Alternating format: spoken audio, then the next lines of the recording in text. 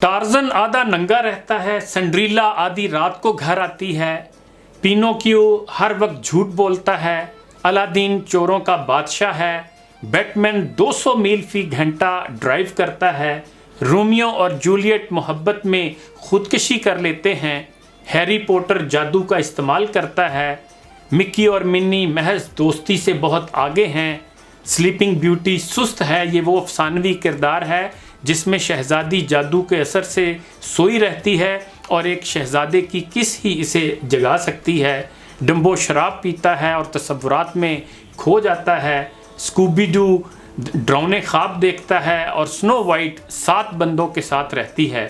پھر انڈین اور انگلش فلموں اور ڈراموں میں باقاعدہ جرائم اور بے حیائی کی منظم تربیت دکھائی جاتی ہے۔ جب ہم خود اپنی مسلمان اولاد کو ان بے دینوں کے پھیلائے اس جال پر چلنے پر مجبور کریں گے تو کیا ہمارے بچوں کی تربیت ہو سکے گی؟ ہرگز نہیں۔ اسی طرح ان تمام معاملات و حقائق کے بعد اب ہمیں حیران نہیں ہونا چاہیے کہ بچے کیوں خراب ہو رہے۔ یہ سب کچھ کہانیوں اور کارٹون سے، انٹرٹینمنٹ کے بہانے اور پھر ہماری نصابی کتب سے حاصل کرتے ہیں جو ہم انہیں خود فراہم کرتے ہیں۔ ہونا تو یہ چاہیے تھا کہ ہم اس کی بجائے انہیں اپنے دین اور عظیم الشان ماضی اور عظیم اسلاف کی زندگیوں سے تربیت کا مواد فراہم کرتے۔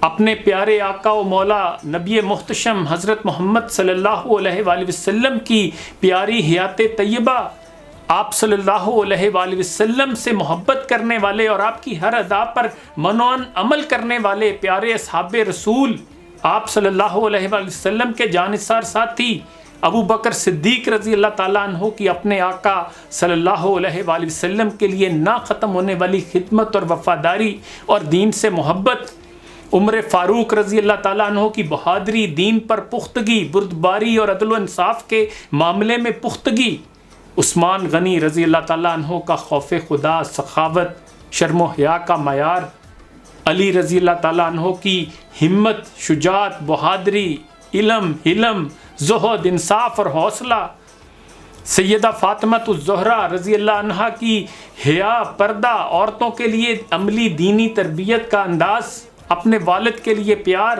اپنی اولاد کو دین اسلام پر مر مٹنے کی تربیت اور ادب، اولیاء کرام اور مسلم جرنیلوں سلاطین، خالد بن ولید، طارق بن زیاد، موسیٰ بن نصیر، سلطان نور الدین زنگی، سلطان فتح علی، ٹیپو سلطان، سلطان محمد فاتح، غازی ارطغرل، صلاح الدین ایوبی، محمد بن قاسم، سلطان محمود غزنوی اور دیگر شہداء، صدیقین، صالحین اور جانباز غازیوں رضوان اللہ تعالیٰ علیہم اجمعین، اور پاک سرزمین کے شیر، دلیر، جانباز محافظ افواج پاکستان کی جرت و بہادری اور سرفروشی کے بے شمار لازوال اور بے مثال سچے حقیقی واقعات سے اپنے بچوں کی تربیت کرتے تو کیسے تبدیلی نہ آتی۔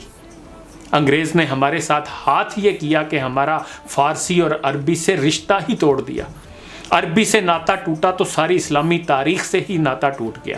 فارسی تھی تو ہم رومی، حافظ اور سعدی جیسوں کو پڑھتے اور آدمی سے انسان بنتے تھے۔ ادب ہمیں زندگی کے آداب سکھاتا اور ہماری فکر کو بلند کرتا تھا، ہماری سوچ مثبت رہتی اور ہم میں انسانی خوبیاں خوب پروان چڑھتی تھیں۔ دوسرا جرم ہم نے خود یہ کیا کہ دین اور دنیا کی تعلیم کو علیحدہ کر دیا۔ پوری اسلامی تاریخ میں دین اور دنیا کی تعلیم کبھی علیحدہ نہ ہوئی تھی۔ ایک طبیب یا ڈاکٹر ہی عالم تھا، سائنسدان ہی امام تھا، ایک ریسرچر یا محقق ہی دین کا دائی تھا، تاجر ہی قرآن کا مبلغ تھا، اور ایک انجینئر ہی اسلام کا مربی، اور ایک چرواہا ہی مکتب کا استاد تھا۔ اب ہم اپنے لائق بچوں کو ڈاکٹر، انجینئر اور قدر کند ذہنوں کو مولوی صاحب کے حوالے کر کے چاہتے یہ ہیں کہ دنیا و آخرت میں ہماری کامیابیوں کے ڈنکے بجیں۔ ایک اور اہم بات یہ بھی ہے کہ اب میڈیا کا کردار استاد کا ہے اور یہی ہماری نسلوں کی تربیت کر رہا ہے۔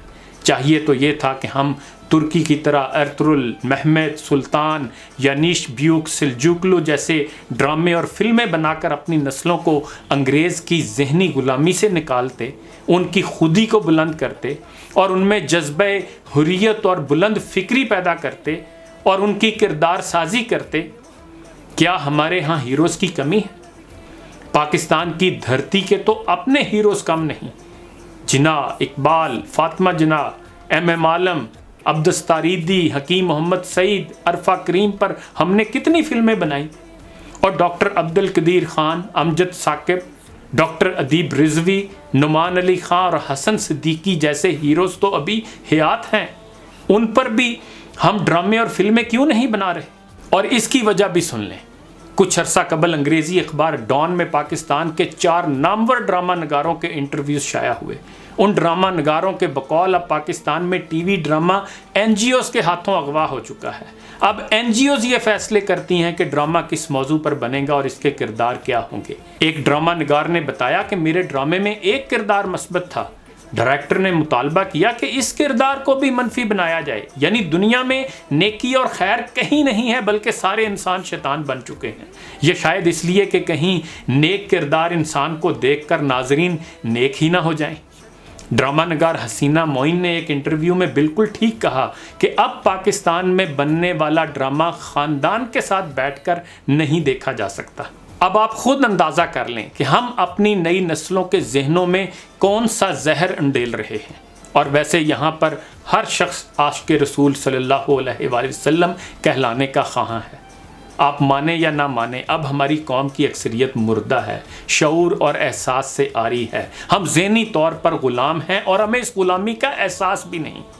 ہم فکری افلاس کا شکار ہیں اور خود کو ارسطو اور افلاطون سے کم سمجھنے کو تیار نہیں۔ ہم عجیب و غریب قوم بنتے جا رہے ہیں۔ ویسے اس ملک میں مبلغوں، دائیوں، خطیبوں، اینکروں، دانشوروں، سیاستدانوں اور موٹیویشنل سپیکروں کی کمی نہیں، لیکن پھر تبدیلی کیوں نہیں آ رہی؟ اس لیے کہ ہم گفتار کے غازی ہیں، کردار کے غازی نہیں۔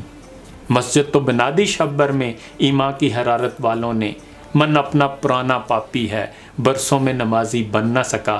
اقبال بڑا اپدیشک ہے، من باتوں میں موہ لیتا ہے، گفتار کا یہ غازی تو بنا، کردار کا غازی بن نہ سکا۔